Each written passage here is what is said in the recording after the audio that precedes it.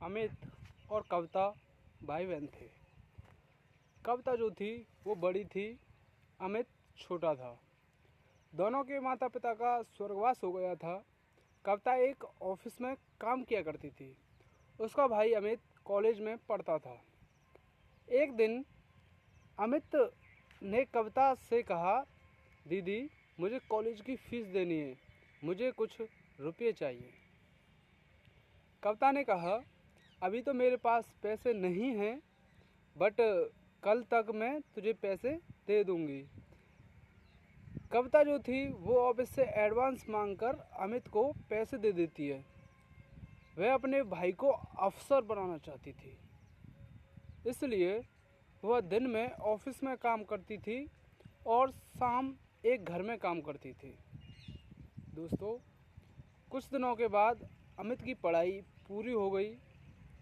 एक दिन अमित ने घर आकर कविता को बताया, दीदी मुझे एक बहुत बड़ी कंपनी में मैनेजर की नौकरी मिल गई है। अब तुम्हें काम करने की ज़रूरत नहीं है। यह कहकर वह जिद करने लगा। हार कर कविता मान गई और उसने काम करना छोड़ दिया। अब वह केवल घर संभालती थी। ऐसे ही समय बीत रहा था। एक दिन अमित ने कहा, दीदी मैंने कुछ रुपये जोड़ लिए हैं, अब मैं आपकी शादी करना चाहता हूँ। देखिए दोस्तों, यह सुनकर कविता ने कहा, नहीं भाई, पहले मैं तेरी शादी करूँगी। जब घर संभालने वाली आ जाएगी तो मैं भी शादी कर लूँगी। देखिए दोस्तों, कविता ने एक अच्छी सी लड़की देखकर अमित की शादी कर दी। अलका को भाभी के रूप में पाकर, अलका यानी कि कविता की भाभी, अलका को भाभी के रूप में पाकर कविता बहुत खुश हो रही थी। धीरे धीरे अलका ने पूरा घर संभाल लिया। तीनों बहुत खुशी से रह रहे थे। देखिए दोस्तों, एक दिन अलका की माँ अलका से मिलने आई। उन्हें कविता शुरू से ही पसंद नहीं थी। मौका पाकर उसने अलका से कहा, तेरी नंद शादी नहीं करना चाहती है? यह तो जीवन भर तेरे पति की कमाई पर ऐश करना चाहती है। तू बहुत सीधी है। यह सुनकर अलका ने, माँ तुम बेकार की बात कर रही हो। अमित इनके लिए लड़का देख रहे हैं, जैसे ही मिल जाएगा शादी हो जाएगी। लेकिन अलका की माँ ने कहा, बेटी तू नहीं समझेगी, यह तेरे को कभी चैन से रहने नहीं देगी। अगले दिन अमित ने कविता से कहा, दीदी मैंने आपके लिए लड़का देखा है, आप कहें तो बात आगे बढ़ाई जाए। लेकिन कविता ने कहा, नहीं भाई, मैं अभी शादी नहीं करना चाहती, जब करनी होगी आपको बता दूंगी। देखिए दोस्तों, यह सुनकर अमित और अलका को आश्चर्य हुआ। अलका के दिमाग में माँ की बातें गूंजने लगी। उसके बाद अलका का व्यवहार कविता के लिए बदल गया। वह अमित को सामने कुछ नहीं कहती, लेकिन अमित के जाने के बाद कविता से छोटी छोटी बात पर लड़ती रहती। दोस्तों, एक दिन कविता कहीं गई थी। अकेले में अलका ने अमित से कहा, दीदी शादी क्यों नहीं करना चाहती? कहीं ऐसा तो नहीं तुम्हारी बहन हमेशा हमारे ऊपर बोझ बनकर बैठी रहे? यह सुनकर अमित को बहुत गुस्सा आया।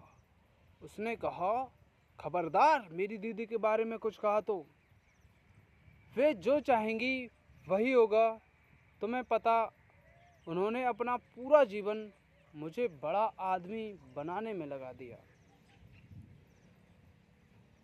अलका को समझ आ गया कि अमित उसकी बात कभी नहीं सुनेगा। उसने अपनी नंद को रास्ते से हटाने के लिए एक तरकीब सोची।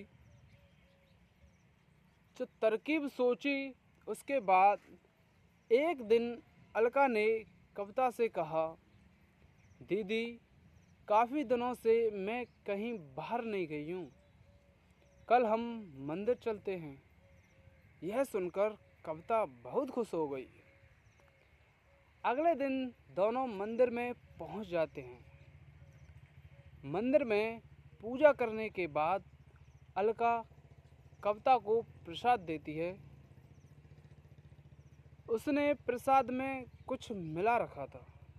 देखिए दोस्तों, प्रसाद खाकर कविता बेहोश हो जाती है। अलका उसे छोड़कर घर वापस आ जाती है। उसे लगता है जहर मिले प्रसाद से कुछ देर में कविता मर जाएगी। कुछ देर बाद कविता को होश आता है, लेकिन वह अपनी पिछली जिंदगी भूल गई। वह मंदिर में बैठकर रोने लगती है। शाम को जब अमित घर वापस आकर अलका से कविता के बारे में पूछता है तो अलका कहती है, दीदी तीर्थ यात्रा पर गई हैं, कुछ दिनों में वापस आ जाएंगी। तब अमित कहता है, दीदी मुझे बगैर बताए अचानक कैसे चली गई। वह परेशान हो जाता है, लेकिन अलका उसे समझाकर शांत कर देती है। देखिए दोस्तों, इधर कविता जो थी, उसी मंदिर के पुजारी मंदिर में स्थान दे देते हैं उस कविता को। वह दिन रात मंदिर में सेवा करने लगती है। मंदिर के सभी भक्त और पुजारी कविता का बहुत ध्यान रखते हैं। ऐसे ही समय बीत रहा था, लेकिन कविता को पिछला कुछ याद नहीं आ रहा था। काफ़ी दिन बीत जाने पर अमित कविता को ढूंढने निकल गया। वह कविता को ढूंढता रहा, लेकिन कविता कहीं नहीं मिली। एक दिन वह थककर उसी मंदिर में एक पेड़ के नीचे बैठा था। तभी वहाँ कविता आई। उसने कहा, भैया मंदिर में भंडारा शुरू हो रहा है, आप भी बैठकर भोजन कर लीजिए। कविता की आवाज़ सुनकर अमित चौंक गया। कविता को देखकर वह रोने लगा। तब कविता ने कहा, भैया आप क्यों रो रहे हो। तभी वहाँ पुजारी बाबा आ गए। उन्होंने अमित से पूछा तो अमित ने कविता के बारे में बताया। पुजारी बाबा ने कहा, ये लड़की यहाँ बेहोश मिली थी, होश आया तो इसे कुछ याद नहीं था।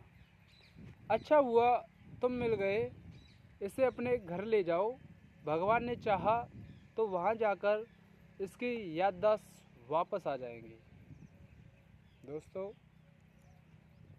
अमित ने कविता को चलने के लिए कहा तो वह रोने लगी और जाने से मना कर दिया, लेकिन अमित जिद कर रहा था।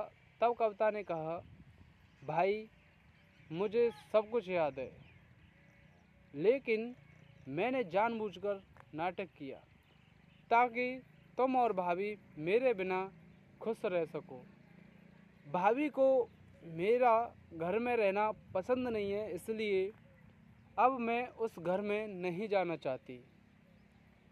यह सुनकर अमित रोने लगा और कविता से बोला, दीदी अगर आप घर नहीं चलोगी तो मैं भी यहीं रहूँगा। उसकी बातें सुनकर कविता घर आने के लिए तैयार हो गई, लेकिन उसने अमित से कहा, मेरी एक शर्त है, तुम भाभी पर गुस्सा नहीं करोगे। अमित मान गया और कविता को लेकर घर आ गया। कविता को देखकर अलका सहम गई। वह रोने लगी और उसने अमित और कविता से माफ़ी मांगी। कविता के कहने पर अमित ने उसे माफ़ कर दिया। कुछ दिन बाद कविता ने शादी कर ली और अपने ससुराल विदा हो गई। दोस्तों, किसी को परेशान नहीं करना चाहिए और ऐसा मजाक जिसमें जान जाने का खतरा हो, ऐसा काम नहीं करना चाहिए। तो दोस्तों, आपको ये कहानी कैसी लगी कमेंट करके ज़रूर बताएं और हमारे चैनल को सब्सक्राइब कर लें।